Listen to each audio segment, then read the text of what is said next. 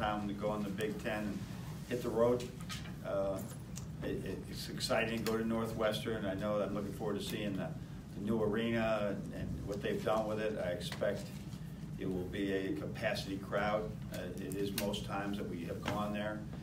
I'm watching their team, and they've had a little change from last year, but they're playing a little differently.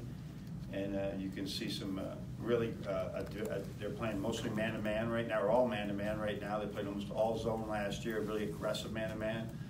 And their offense is quick, it's crisp, it's good, it's good. They got caught. They just had a bad game against Fresno, but other than that, they were at 40-20 on an ACC team. 40-20 at halftime. So they've really they got a lot of tools there, and I expect this is going to be a really difficult game. If we can get any road wins this year in this league the way it is, we'll treasure every one. Jacob. John, what do you think is the biggest area of emphasis for your team going into Northwestern?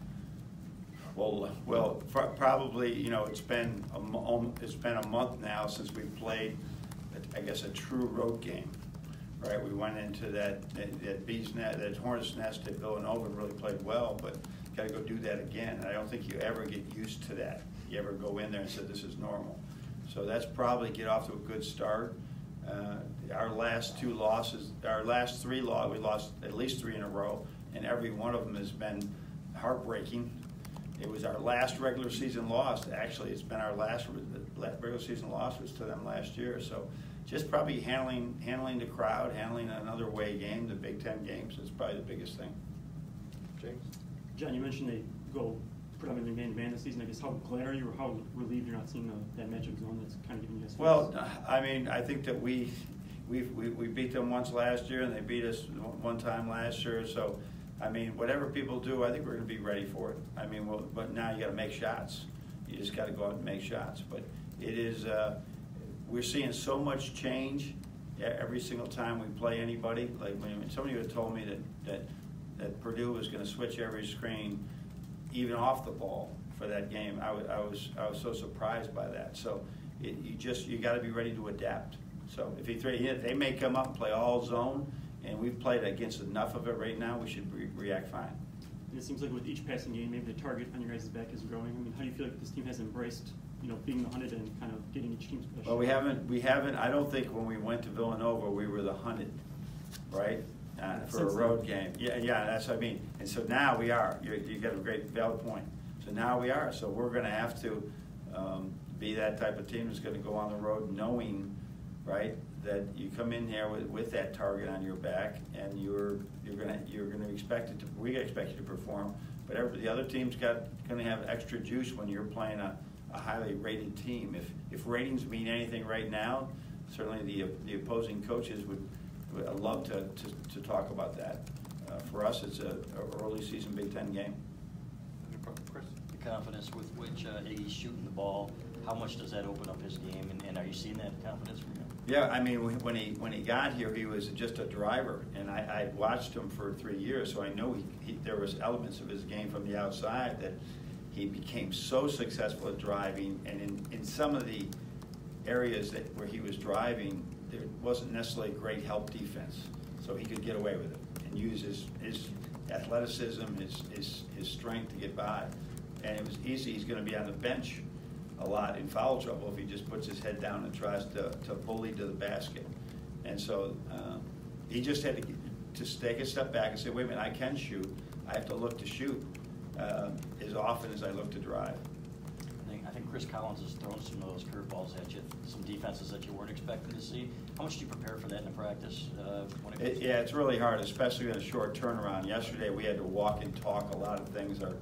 Our last group got a really good workout in, but our other guys, we could be all prepared and not have any legs. So it is difficult when you have a short prep and you have to you got to be ready for anything. But they could come out and do a lot of things. He's really a good coach. He's got a former assistant on the staff. They know I have many. Our coaching staff, and especially me, have many weaknesses. He probably knows them all. So, we got to just be ready to be versatile and adapt. Ryan? With Purdue switching every screen, what made you guys so, I guess, able to beat that defense? We had Villanova did as well, and parts of the Providence game did so, and then all of last year, everybody started doing not every screen, but especially ball screens. So we can go into a plan of action pretty quickly. We just didn't expect that.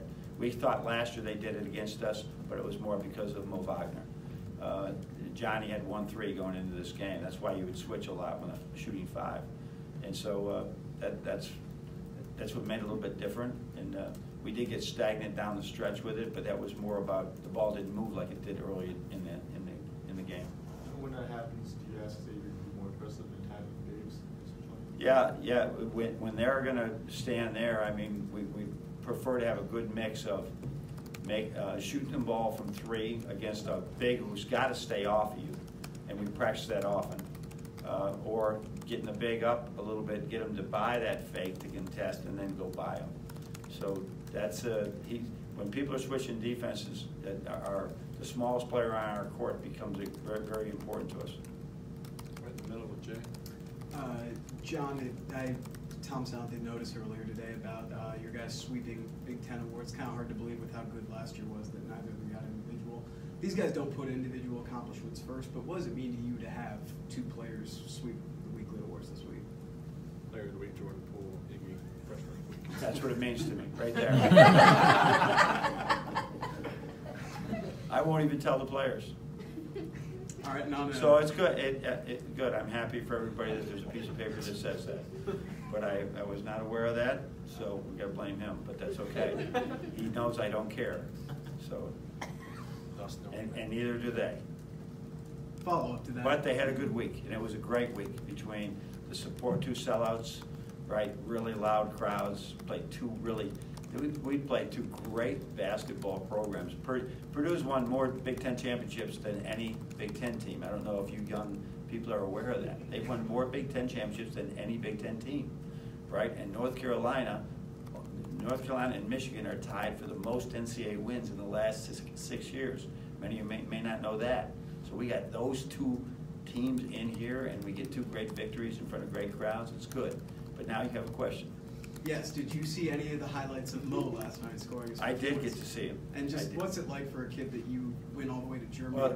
Well, the most exciting part is seeing the reaction, the expected reaction from his teammates, and watching just his play and trolling on his on the phone with his Twitter account of how they love him. I mean, but you all got to know him. It's so like he's the easiest guy in the world to love, and so he's going to bring to the I don't care what team he was with, but to the NBA, he's bringing the same energy that he brought to Michigan, and it's contagious on a team, and it's one of the big factors in teams winning. Zach? I know Northwestern didn't necessarily do it, but last time he did play in Rosemont, it was a frustrating loss, and then you guys didn't lose against the championship game. What did you feel like your team learned in that game? It seemed like the players took it especially hard for a loss. I'm sure that any loss, there's a residual effect there. But we have, when you get beat, I think it's probably very sobering for people to understand, well, what could I have done different? But our games have been extremely close with them, and there's always a few things that, I know better than do that, or the coaches say, we know better than to call that action, and we didn't. So I think everybody grows every time. But the year before when we lost on the 94-foot play, right? We didn't lose again until Oregon beat us. We went on another run after that.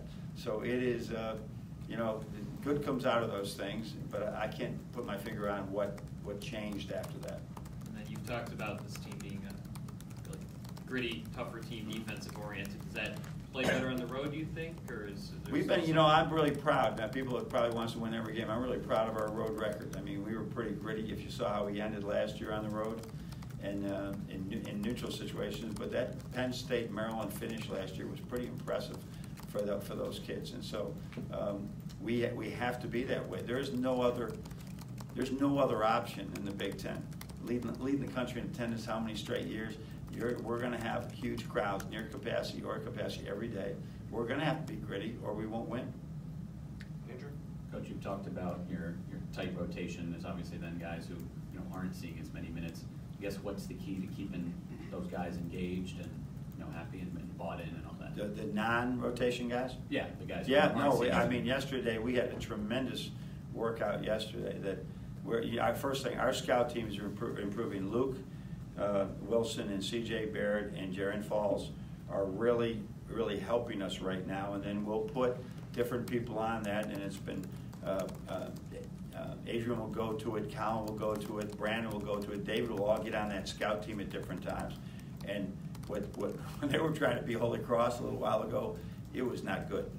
And now they're sort of understanding these different things and getting better. And that's been a key to us. But yesterday, for example, we had Luke and CJ worked an extra hour with the coaches afterwards. The better they get, the better we're going to get. But you can see it right now in those workouts with Brandon, John, and David. Our goal is to get those guys ready as fast as we can, so that if we need them, and for any reason, somebody slumps, somebody gets injured, somebody gets in foul trouble, they're going to be ready. We can't count on a 7-man rotation. Right, and I guess for those freshmen who are obviously they're all stars in high school, is there a key to making them realize this is just part of the process? We played the Nick Saban clip yesterday about the Alabama quarterback situation and how the kid had waited all year, and all of a sudden I'm forgetting his name now. I know two, and Hurts. That what Hurts did, and how his name is forever a part of Alabama culture. Right now, what he's done, how important it is that you got to be ready, and that most people are like that. Most young men are not going to walk on in their first year. They're this immediate success, and that coaches got them in at the end. And even the stars, the LeBrons and Kobe's that went to the pros is their first year. Those were not like great years, but so it's all relative for them, and we continually point out about who was not on our scouting report 2 years ago, 3 years ago, that's a star now.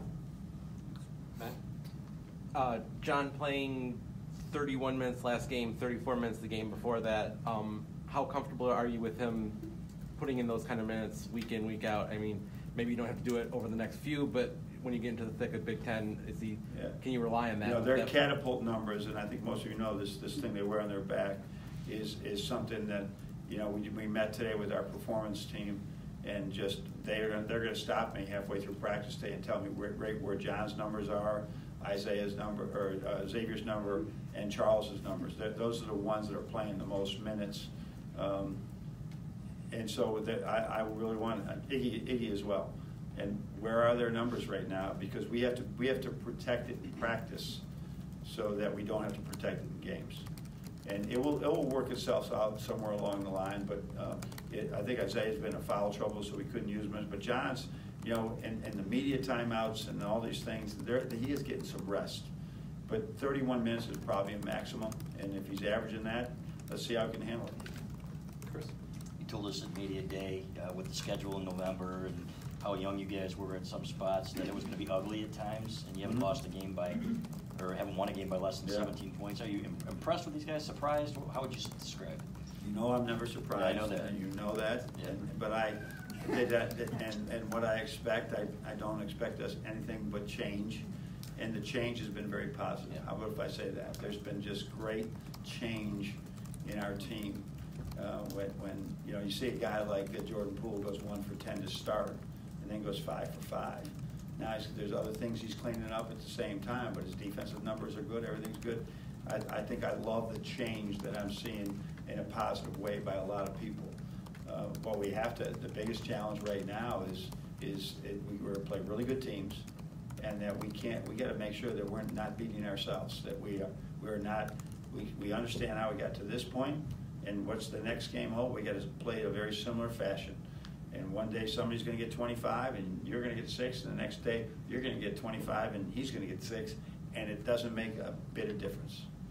So, case in point, while I won't be talking about who's player of the week, right? I'll be talking more about let's go beat Northwestern. And you get that sense that these guys are bought into that with that? I think it's one of the most hardest thing that everyone has to do, right? Because you aren't sitting with the family afterwards, or you're not talking to the home guys, or you're not getting the tweets.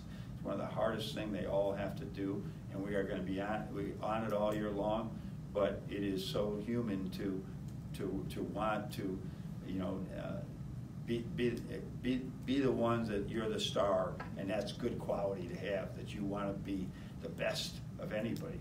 But sometimes you got to take a second, whether it's foul trouble or the guy that's guarding you, or the guy. We've been here before with the Glenn Robinson, Nick Stauskas, Karis LeVert, all these guys. They were able to do it. We'll continue to do that again. Try to do that again. James? John, on offense, it seems like in a lot of pick and roll situations, the top of the key with Teskey, whether it's Xavier or Charles, you guys seem to have a lot of success scoring. Why do you think that play has been so successful? I think, and this is the rep work that DeAndre Haynes and Sadi, Luke, I mean, they're doing an incredible job. But that when Sadi and DeAndre are working with our guards and our bigs and just getting this connection in the pick and roll, it's been really good. I just sit back and I watch it at half court and watch them talk at all the different angles that they need. I mean, DeAndre is a great point guard. And Sadi's a pretty good guard himself, but as he's transitioned to be a big man coach, he's really studied it too. So they make sure that the same thing that happens in the game goes into our drills, and it's so repetitious that they can see it. Now it's awesome, and everybody play it different. So then the next game is going to be, you know, the big man's playing way back. The next day he's going to hedge hard. The next day he's going to switch. The next day he's going to ice you, and press you down, and we just got to continue to adapt. I mean, how much can you attribute that to John, knowing, like reading that when to pop out, when to roll? I think some of that is called and some of that is just going to happen. So I prefer him to get like where Mo was, where Mo just sort of felt it and I didn't have to call it. But he popped out a couple times the other day, and where we probably Mo did it too much, John does it too little, and he's got to find that medium somewhere. Brendan, you want to close this out? On Charles, all the stuff that you worked on last year, and then you also starting landing with Mm-hmm. feet, cut back turnovers, vision. Where has he taken the greatest strides in on all those things? I think his overall right now, although he's not exactly Teflon with his non-sticking, but the ball is moving better than at any time right now. He made a play to Jordan Poole the other day. He could have shot it. The ball was over there. I think that's it. And then attacking the basket under control. He probably had a charge, just like Iggy. He probably had a charge a game and a walk a game at this point last year. And now he hasn't. He had a walk the other day. He's got very few charges. I think that's a big point. Attacking under control and then trusting his mid-range game too. Where he's got to trust that. I don't know if he trusted it the other day. I want him to take those because he's one of those guys who can get a mid-range shot off. So, but the biggest thing is sort of seeing the court differently than he did before, than his head down.